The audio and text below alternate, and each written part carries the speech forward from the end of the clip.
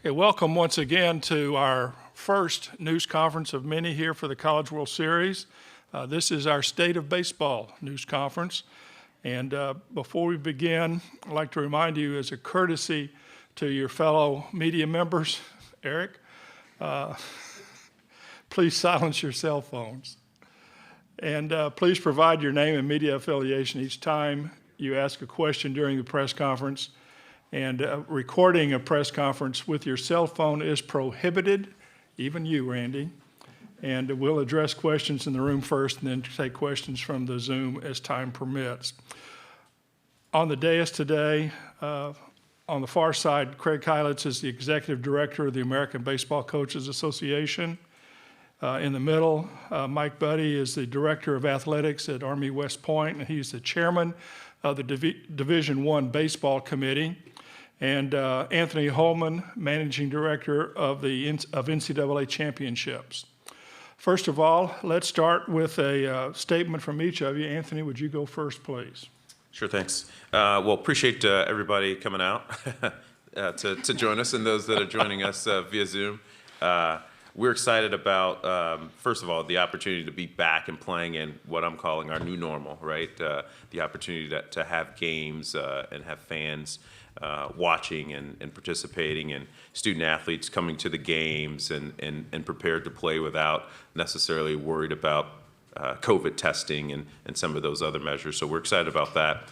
We're thrilled about the format. I wouldn't call it a change, but a format modification. Those of you that have been around for a long time will recognize that we had this format previously, but this will ensure that we have competition over both weekends, which is going to be good for us. We know that we've got a great field of very competitive teams with great traditions, and having this format and this schedule allows for some advanced planning and hopefully will help us with great attendance over both weekends.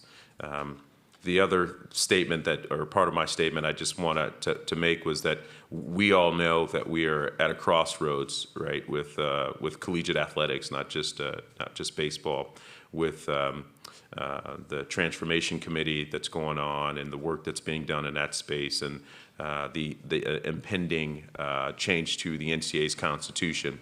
There are a number of things that are likely to change, but I've been sharing with our team and our staff and others that we embrace the change and the opportunity, because I think it brings some opportunities for student athletes and for fans and for everybody around competition. There may be some hiccups or some hurdles to overcome, but I think this is a resilient association that's been around for a long time. We've got committed individuals, two of which that are here with me now, that understand the industry and are. I think it'll be good that we're more nimble to do some things that are at the best interest of all involved. So I certainly am not an expert in that space and can't give you guys great detail, right? All of those things are still being worked out through the membership, and it'll evolve, and they'll vote on it, and we'll determine and we'll move forward.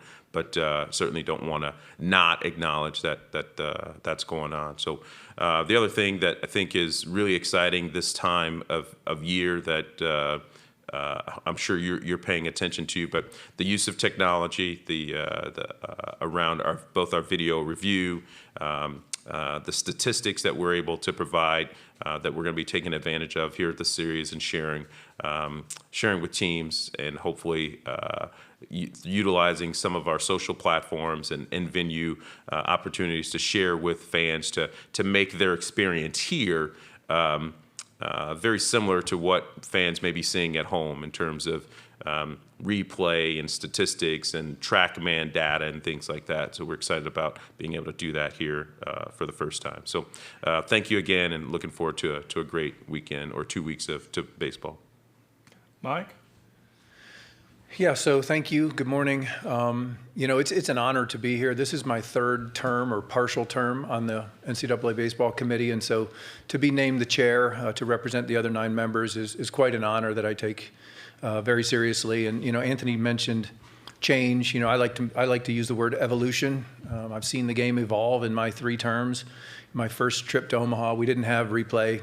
We didn't have umpire cameras. We didn't have the great social media presence. We didn't have the awesome home run celebrations and things that have evolved in our game. We didn't have the one-way communication devices and such. So the game continues to evolve as it should.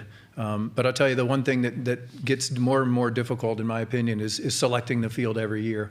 But it was great to see my colleagues in the room, how prepared they were, how dedicated they are, how open they were to conversation, to try our best to set this field, which always proves to be difficult. No matter how many teams we have, there's always going to be the last four in, there's always going to be the first four out, and those are always extremely difficult. But the one thing that we can rely on that was very apparent this year is the student athletes delivered. The student athletes and coaches have made phenomenal. There were some great storylines in the regionals, some of the best atmospheres that I've ever seen at the super regionals, and some of the storylines to the successful journeys for these teams to get here to Omaha in a wide open field. In my opinion, the parity in our game is great.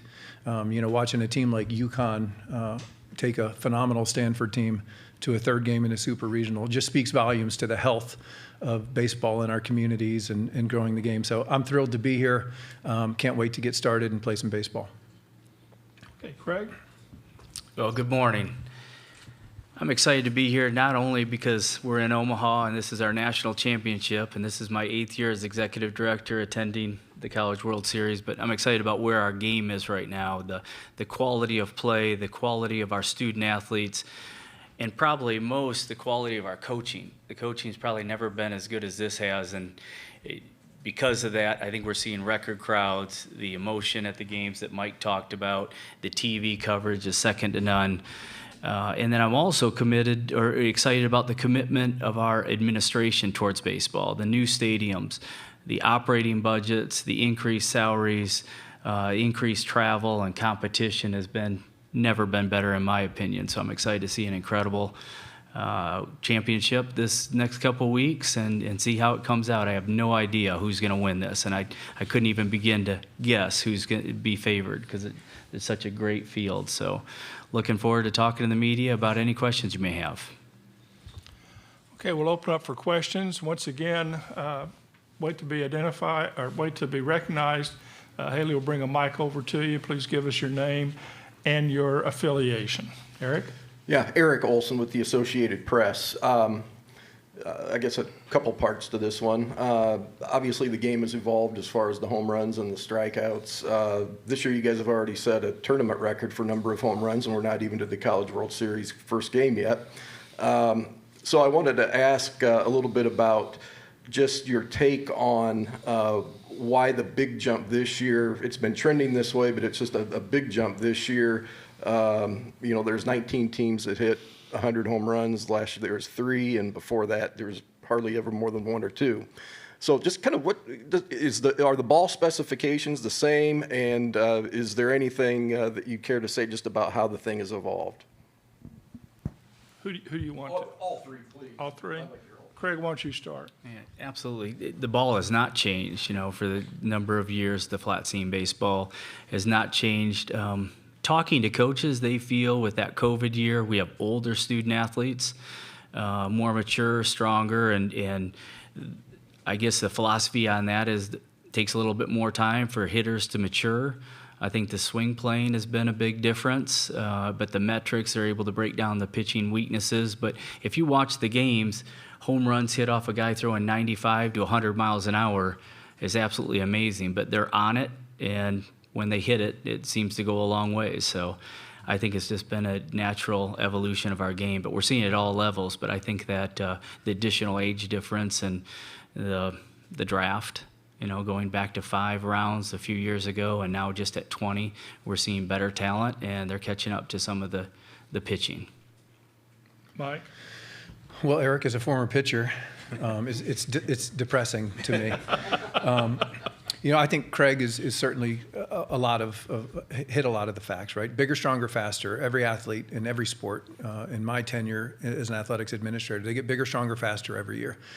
Pitchers use small muscle groups, which it's harder to get your rotator cuff strong at the same rate as it is to get your biceps and glutes strong. And much like when Major League Baseball wanted to stop tobacco, they started outlawing it at the youth levels, and then minor leagues weren't allowed to do it. And I think there's something to that where I think youth leagues now are paying more attention to spin rate and launch angle and all those things that there is science to the success of it. And so as this generation of players continues to mature, the shift wasn't a thing as recently as 10 years ago because I think hitters tried to be complete and hit the ball the other way. And I think that's less taught now and more it's launch angle and turn and burn, and which is why the strikeouts are up, but it's also why the home runs are up. And that's just my opinion.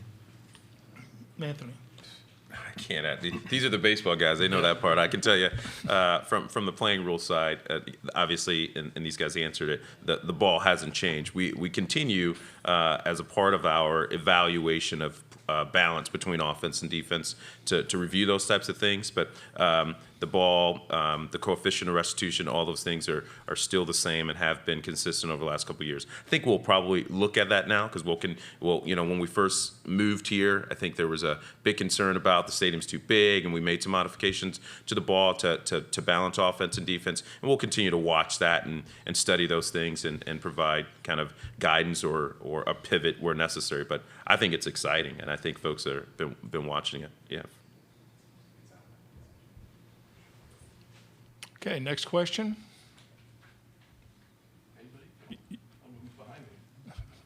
Eric, we'll go with you again. Eric Olson with the Associated Press. Anthony, since you mentioned it, talking just about the ballpark itself, I mean, was there ever any thought about changing the dimensions here, doing any kind of tweaking? Changing the dimensions? No, not. I shouldn't say not at all. There certainly everything was being discussed, but I think the real kind of discussion around balance, offense and defense has primarily been around the ball, the bat, and those things. I think we feel really comfortable with the way the stadium was designed and been built, and it allows us to do some things here that are unique, and folks look forward to coming here. So I think we're pretty happy with the way the stadium has played, and to Mike's point, the talent just has gotten better, right? And the kids adjusted, and we just be patient, and that's what happens. But no changes necessarily in terms of the dimensions. Okay, any more questions? Anybody? Well, guys, I guess that will do it. Enjoy the tournament. Thank you very much. Thank you very much. Talk to the players and coaches. That's Watch right. those practices. Our next news conference is with A&M, starting at 10:15.